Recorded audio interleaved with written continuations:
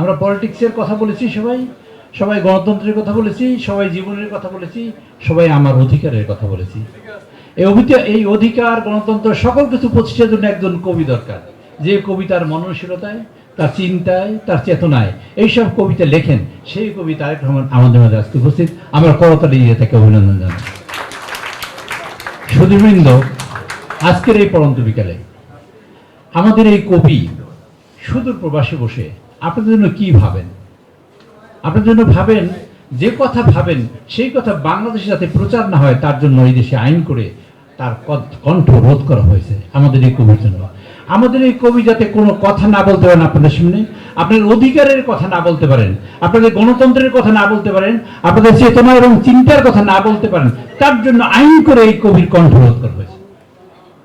এই কবি কি এরপর চাইবেন আপনাদের মতন কবিরা যখন উনি যখন রাষ্ট্র ক্ষমতায় আসবেন, এই কবি কি চাইবেন এই দেশে যত কবি আছে তাদের কণ্ঠরোধ হোক? চাইবেন কিনা? চাইতে পারেন না, নিশ্চয়ই সে কাজটা করবেন না। আপনাদের কণ্ঠ যাতে পরিষ্কার থাকে, আপনারা যাতে তার সমালোচনা করতে পারেন, আপনার কার্টুনিকে যাতে তার সমালোচনা করতে পারেন, তার সেই নেতা, সেই কবি যার বিরুদ্ধে কার্টুন আঁকার পরে তিনি বলেছেন আরো আঁকেন, তার সাথে কথা বলে। কাজে এইরকম কবি বাংলাদেশে কিন্তু বিরল। এরকম কবি বাংলাদেশে জন্মগ্রহণ করে নাই।